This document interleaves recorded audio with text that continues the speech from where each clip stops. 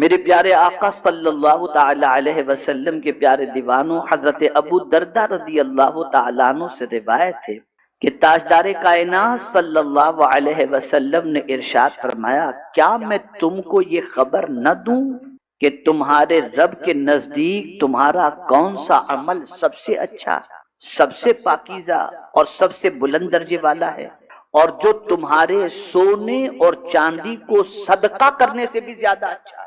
صحابہ کرام نے عرض کیا، یا رسول اللہ صلی اللہ علیہ وسلم وہ کون سا عمل ہے؟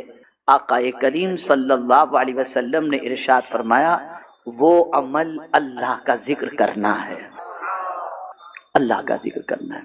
اب ایک ایسی حدیث آپ کو سنانے جا رہا ہوں جو مشکات کی ہے، اور اس حدیث مبارکہ کو سننے کے بعد مجھے یقین کامل ہے کہ انشاءاللہ العظیم آپ ہم سب یہ کوشش کریں گے کہ ہماری زبان غیبت اور چغلی کر جھوٹ بولنے میں نہیں، اللہ کے ذکر کے اندر گزرے۔ حضرت ابن عباس رضی اللہ تعالیٰ عنہ سے روایت ہے، انہوں نے فرمایا کہ رسول اللہ صلی اللہ علیہ وسلم نے ارشاد فرمایا، بہت غور سے سنیے گا، بہت غور سے، تاکہ آپ اللہ کے ذکر کی اہمیت کو سمجھ سکیں۔ آقا کریم صلی اللہ علیہ وسلم نے ارشاد فرمایا، اول من یدعا الی الجنت یوم القیامہ الذین یحمدون اللہ فی البأساء والضراء۔ آقا کریم صلی اللہ علیہ وسلم ارشاد فرماتے ہیں، جنہیں قیامت کے دن سب سے پہلے جنت کی طرف بلایا جائے گا، جنہیں قیامت کے دن سب سے پہلے جنت کی طرف بلایا جائے گا، وہ ہوں گے جو خوشی میں اور غم میں اللہ عز و جل کی حمد بیان کرتے ہیں، یعنی الحمدللہ کہتے ہیں۔ خوشی ہو تو بھی الحمدللہ اور غم ہو تو بھی الحمدللہ، جس حال میں اللہ رکھے میرے کریم تیرا شکر ہے۔ میرے پیارے آقا صلی اللہ تعالی علیہ وسلم کے پیارے دیوانوں، اسی طریقے سے حضرت عمرو ابن شعیب رضی اللہ تعالی عنہما سے روایت ہے کہ وہ اپنے والد سے، وہ اپنے دادا سے راوی ہیں، انہوں نے فرمایا کہ رسول اللہ صلی اللہ علیہ وسلم نے فرمایا، جو صبح کو 100 بار سبحان اللہ پڑھے اور شام کو 100 بار، تو وہ اس کی طرح ہوگا جو 100 حج کرے۔ یعنی صبح 100 بار سبحان اللہ پڑھنا، اور اسی طریقے سے شام کو 100 بار سبحان اللہ کہنا، یہ 100 بار صبح و شام سبحان اللہ کہنا، یہ اس بندے کی طرح ہے جس نے 100 حج کیے، یعنی اللہ اس کے برابر اسے ثواب عطا فرمائے گا۔ اور جو صبح کو 100 بار الحمدللہ پڑھے اور 100 بار شام کو، تو اس جیسا ہوگا جو اللہ عز و جل کی راہ کے اندر 100 گھوڑے خیرات کرے، 100 گھوڑے خیرات کرے، یعنی 100 گھوڑے خیرات کرنے کے برابر اللہ اس بندے کو ثواب عطا فرماتا ہے جو صبح کو 100 بار الحمدللہ کہے اور شام کو 100 بار الحمدللہ کہے۔ اسی طریقے سے فرمایا گیا، اور جو صبح کو 100 بار لا الہ الا اللہ پڑھے اور 100 بار شام کو، تو اس کی طرح ہوگا جو اولاد حضرت اسماعیل علیہ السلام سے 100 غلام آزاد کرے۔ اور اسی کے ساتھ فرمایا گیا، اور جو 100 بار صبح کو اللہ اکبر پڑھے اور 100 بار شام کو، تو کوئی اس سے زیادہ نیکیاں اس دن نہ کر سکے گا سوائے اس کے جو اتنی ہی بار یہ کلمات پڑھے، جتنا ثواب ہے۔ اب یہاں ایک تھوڑا سا کریکشن کر دوں، اگر کوئی یہ تصور کرتا ہو کہ چلو 100 بار سبحان اللہ صبح پڑھ لیں، 100 بار سبحان اللہ شام کو پڑھ لیں، تو 100 حج کرنے کا ثواب مل جائے گا، تو لاکھوں روپے خرچ کرنے کی ضرورت ہی کیا ہے، حج تو ہو جائے گا۔ تو حج کا ادا کرنا اور ہے اور ثواب کا ملنا اور ہے۔ جیسے مثال کے طور پر کوئی ڈاکٹر نے آپ سے کہہ دیا، کسی طبیب نے آپ سے کہہ دیا کہ یار صبح کو آپ 4 منقع کھا لو، 5 منقع کھا لو، یا 5 بادام کھا لو، تو آپ کو جو ہے یہ 5 بادام جو ہے نا، یہ 3 روٹی جیسی طاقت آپ کو عطا کر دے گا۔ تو آپ 5 بادام کے بعد روٹی کھانا تو نہیں چھوڑیں گے، اس لیے کہ بادام سے پیٹ نہیں بھرتا، روٹی ہی سے پیٹ بھرتا۔ بادام سے پیٹ نہیں بھرے گا، پیٹ تو روٹی ہی سے بھرے گا۔ اسی طریقے سے آپ کو حج تو وہاں جا کر کے ہی ادا ہوگا، جب تک آپ وہاں جائیں گے نہیں، طواف کعبہ نہیں کریں گے، وقوف عرفہ نہیں کریں گے، مینا میں نہیں پہنچیں گے، آپ کا حج نہیں ہوگا۔ وہ تو وہاں جا کر کے ہی کرنا ہے۔ لیکن اگر کوئی بندہ 100 بار سبحان اللہ صبح اور 100 بار سبحان اللہ شام کو پڑھ لے تو اللہ تعالیٰ اس عمل جتنا ثواب اسے عطا فرمائے۔ لیکن فرض ساقط نہیں ہوتا۔ آپ سوچیں گے کہ چلو یار لاکھوں روپے بچ بھی گئے اور اسی کے ساتھ ساتھ جو ہے وہ حج بھی ہو گیا، تو حج نہیں ہوگا، حج تو وہیں جا کر کے ہوگا۔ میرے پیارے آقا صلی اللہ تعالی علیہ وسلم کے پیارے دیوانوں، اسی طریقے سے آپ دیکھیں آقا کریم صلی اللہ تعالی علیہ وسلم نے ذکر کی محفل کی فضیلت کیا بتائیے۔ جو آپ آتے ہیں ہر سنیچر کو اجتماع کے اندر اور یہاں ذکر الہی ہوتا ہے، جانتے ہیں اس کی فضیلت کیا ہے؟ اب اس حدیث سے سمجھیے گا، معلوم تو ہے نظر بھی کوئی چیز نہیں آتی، اتنی روشنی کہاں کہ ہم کچھ دیکھ سکیں، اتنی بینائی کہاں کہ ہم دیکھ سکتے ہیں۔ ہماری آنکھیں تو دوسروں کے عیب دیکھنے سے ہی فرصت نہیں پاتی، ہمارا کام ہی یہی ہے، ڈھونڈو کسی کے عیب ملتے ہوں تو، اس لیے اچھائیاں نظر نہیں آتی نا، عیب بھی نظر آتے ہیں۔ لیکن حضرت ابو ہریرہ رضی اللہ تعالی عنہ اور حضرت ابو سعید خدری رضی اللہ تعالی عنہ سے مروی ہے کہ رسول اللہ صلی اللہ علیہ وسلم نے فرمایا، جب کوئی جماعت ذکر الہی کے لیے بیٹھتی ہے تو فرشتے ان کو گھیر لیتے ہیں، اور فرشتے ان کو گھیر ہی نہیں لیتے بلکہ رحمت ان کو ڈھانپ لیتی ہے، سکون و اطمینان کی دولت ان کے لیے نازل ہوتی ہے، اور اللہ تعالیٰ ان کا تذکرہ ان فرشتوں میں فرماتا ہے جو اس سے قریب ہوتے ہیں۔ یعنی اللہ کے قریب جو فرشتے ہوتے ہیں، ان فرشتوں کے درمیان اللہ عز و جل ان ذکر کی محفل میں بیٹھنے والے سننے سنانے والوں کا ذکر اللہ فرماتا ہے، یہ اللہ کے ذکر۔ اسی طریقے سے میرے پیارے آقا صلی اللہ تعالی علیہ وسلم کے پیارے دیوانوں، حضرت معاذ بن جبل رضی اللہ تعالیٰ عنہ روایت کرتے ہیں کہ ابن آدم کا کوئی عمل ایسا نہیں جو اس کو عذاب الہی سے نجات دلا دے سوائے ذکر الہی۔ اب یہاں میں آپ کو تھوڑا سا سمجھا دوں، کل بروز قیامت اللہ رب العزت جل جلالہ حکم دے گا، اس کے پیر کو جانچ کرو، پیر سے کیا گناہ کیا ہے، ہاتھ کو دیکھو، تو سارے اعضاء کی جانچ ہوگی اور سارے اعضاء گناہوں کی گواہی دیتے نظر آئیں گے، سارے اعضاء، یہاں تک کہ رب فرمائے گا کہ اس کی زبان کی جانچ کی جائے، تو زبان وہ بھی کسی حد تک گناہ کی گواہی تو دے گی، لیکن زبان کے ایک کنارے پر اللہ کا کیا ہوا ذکر جو ہے وہ لکھا ہوا ہوگا۔ فرشتے عرض کریں گے گناہ تو اس نے کیا لیکن تیرا ذکر بھی اس نے زبان سے کیا ہے، رب فرمائے گا میرے ذکر کی برکت سے میں نے اس کے گناہوں کو معاف فرما دیا۔ اے رسول اعظم صلی اللہ تعالی علیہ وسلم کے پیارے دیوانوں، اس لیے اللہ کا ذکر کرتے رہنا چاہیے، بہت کرو اللہ کا ذکر، اٹھتے بیٹھتے اللہ کا ذکر کرو، اٹھتے بیٹھتے اللہ کا ذکر کرو۔ حضور صلی اللہ علیہ وسلم نے اللہ کا ذکر اتنا کیا کہ حدیث مبارکہ میں یذکر اللہ فی کل حین، ہر وقت حضور اللہ کا ذکر کرتے تھے۔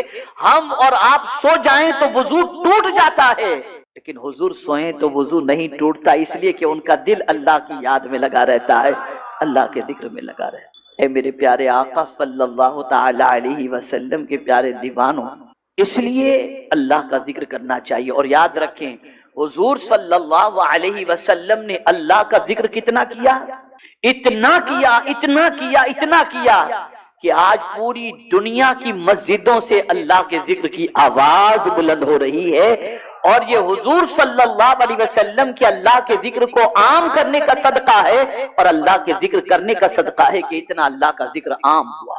تو پھر رب نے بھی فرمایا محبوب تو نے میرا اتنا ذکر کیا نا، اب سن میں کیا کرتا ہوں، وَرَفَعْنَا لَكَ ذِكْرَكَ، تو نے میرا اتنا ذکر کیا، اب میں تیرے ذکر کو بلند کرتا ہوں، جہاں جہاں میرا نام لیا جائے گا وہاں وہاں تیرا نام بھی لیا جائے گا۔ کلمے میں اللہ کے ذکر کے ساتھ حضور کا نام، کلمہ شہادت میں اللہ کے ذکر کے ساتھ حضور کا ذکر، اذان کے اندر اللہ کے ذکر کے ساتھ حضور کا ذکر، نماز میں اللہ عز و جل کے ذکر کے ساتھ حضور صلی اللہ علیہ وسلم پر درود۔ آپ یہ سب دیکھیں، یہ اس لیے یہاں سے ایک ذہن ملا، جو اللہ کا ذکر کرتا ہے اللہ اس کے ذکر کو بلند کر دیا کرتا ہے۔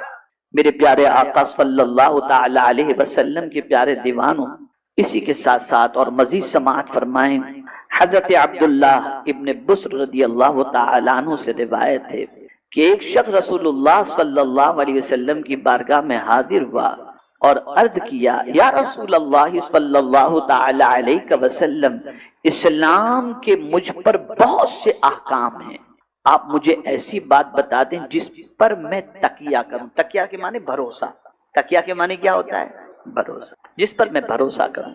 تب رسول اللہ صلی اللہ علیہ وسلم نے فرمایا، تمہاری زبان اللہ تعالیٰ کی یاد میں ہمیشہ تر رہے، یعنی یہ ایسی چیز ہے کہ اگر تمہاری زبان اللہ کی یاد میں، اللہ کے ذکر کے اندر ہمیشہ تر رہتی ہے تو تمہیں اللہ سے یہ بھروسہ کرنا چاہیے کہ اللہ تعالیٰ تمہاری نجات فرما دے۔ میرے پیارے آقا صلی اللہ علیہ وسلم کے پیارے دیوانوں، اب جو حدیث سنانے جا رہا ہوں یہ بخاری شریف کی حدیث، اور میں سمجھتا ہوں اس حدیث کو سننے کے بعد یقیناً آپ کے دل میں اللہ کے ذکر کی تڑپ بھی پیدا ہوگی اور اللہ کی یاد کی تڑپ بھی پیدا ہوگی۔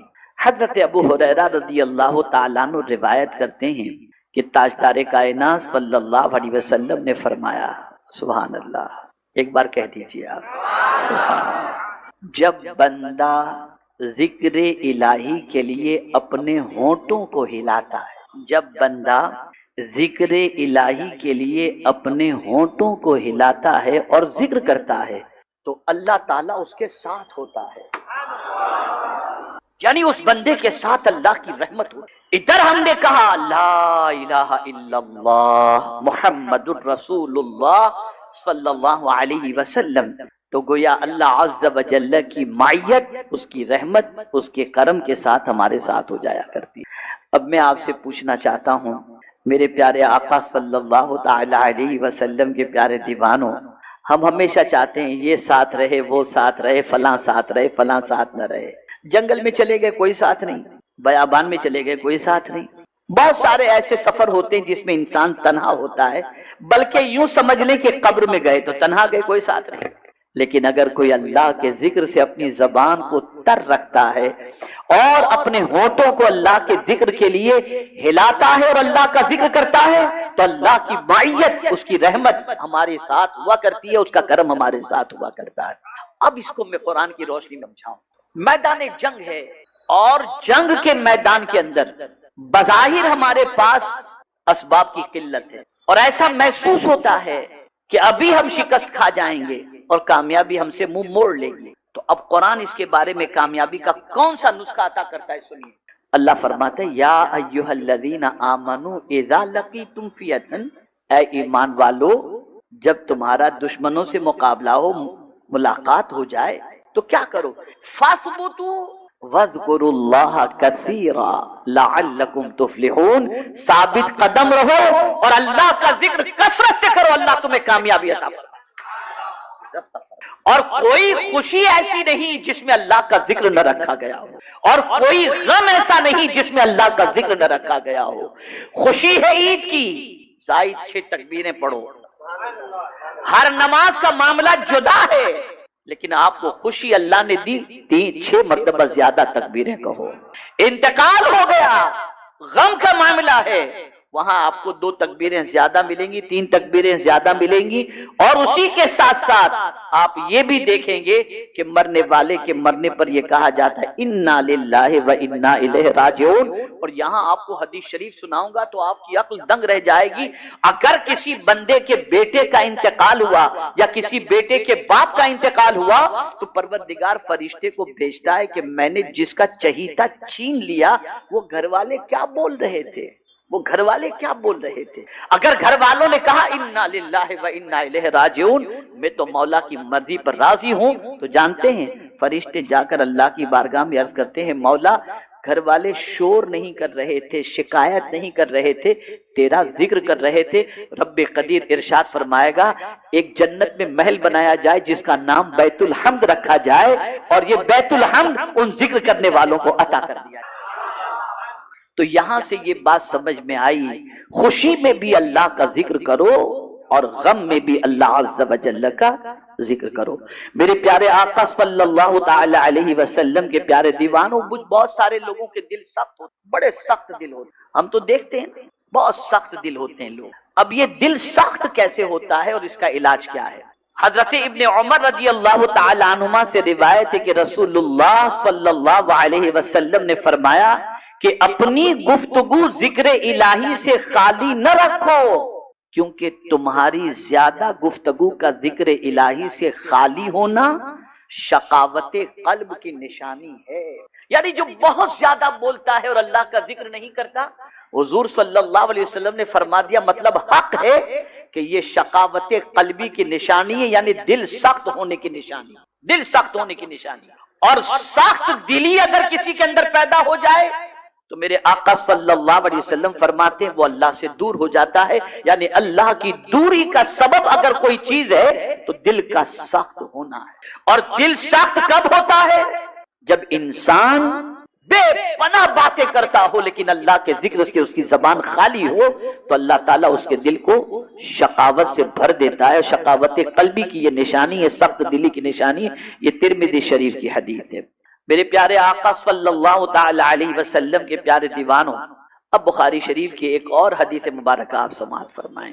حضرت ابو ہریرہ رضی اللہ تعالیٰ عنہ نے ایک مرتبہ تاجدار کائنات صلی اللہ علیہ وسلم سے پوچھا، یا رسول اللہ صلی اللہ تعالی علیہ وسلم، قیامت کے دن آپ کی شفاعت کا حقدار کون ہوگا؟ اب میں تو کہتا ہوں، میں تو سوالات میں نے دیکھا صحابہ کے کئی موقع کے سوالات، مجھے یہ سوال کہیں نظر نہیں آیا کہ کسی صحابی نے پوچھا ہو کہ حضور مالدار بننے کا کوئی نسخہ بتا۔ مولانا بیٹھے ہوئے ہیں، بتائیں گے شاید کوئی نظر سے ان کی حدیث گزری ہو تو۔ فکر تھی تو آخرت کی اور فکر تھی تو قیامت، بس وہی پوچھتے رہتے تھے، ایسا ہی سوال ان کا ہوتا تھا۔ اور ایسے سوال وہی کر سکتا ہے جو اچھوں کی صحبت میں، ورنہ پتہ نہیں کیسے کیسے بے ڈھنگے سوال کرتے ہیں لوگ۔